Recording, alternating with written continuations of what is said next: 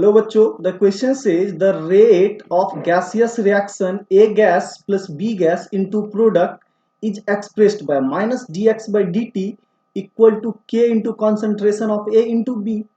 If the volume of the reaction vessel is suddenly reduced to 1/4 of the initial value, then ratio of final rate to the initial rate is।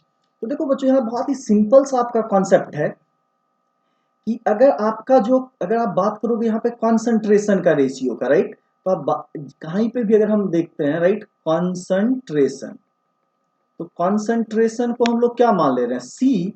ये क्या होता है, inversely proportional to volume. Inversely proportional to क्या होता है, volume, right. तो अगर concentration C1/C2 निकालना हो तो ये क्या हो जाएगा, वॉल्यूम का रेशियो, राइट।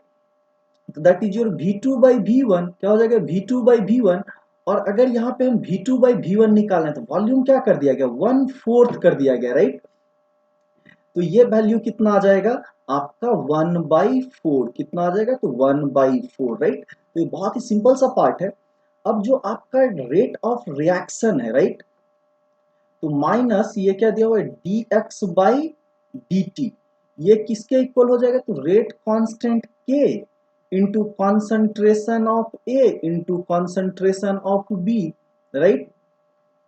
तो यहाँ पे देखिए, इसको हम मान लेते हैं कंडीशन 1 में, क्या मान लेते हैं, तो इसको इक्वेशन 1 मान लेते हैं, राइट। तो इसको आप क्या मान लोगे, कंडीशन 1। सिमिलरली अगर आप कंडीशन 2 का इक्वेशन लिखोगे तो ये क्या हो जाएगा, माइनस dx/dt, राइट। या इसी इक्वेशन को आप क्या लिख सकते हो कि जो इनिशियल रेट R1 रहेगा, राइट, और इसी को हम क्या लिख सकते हैं कि जो फाइनल रेट R2 है वो क्या होगा। तो इसको क्या लिख सकते हैं, तो K इंटू कॉन्सेंट्रेशन ऑफ ए, तो ये कितना हो जाएगा, कॉन्सेंट्रेशन ऑफ A/4, ये कितना हो जाएगा, कॉन्सेंट्रेशन ऑफ A/4।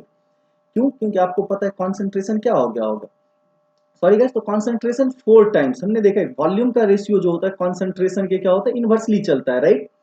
तो अगर वॉल्यूम 1/4 कर दिया तो कॉन्सेंट्रेशन क्या हो जाएगा, 4 time concentration of A into क्या हो जाएगा, 4 टाइम कॉन्सेंट्रेशन ऑफ बी के, राइट। तो चलिए इसी वैल्यू को हम क्या लिख सकते हैं, तो 16 इंटू के कॉन्सेंट्रेशन, इनिशियल जो कॉन्सेंट्रेशन ए है इंटू कॉन्सेंट्रेशन बी है, राइट। और इसी वैल्यू को हम क्या लिख सकते हैं, 16 इंटू, देखिए यही वैल्यू क्या है, R1 है, क्या है, R1 है, राइट।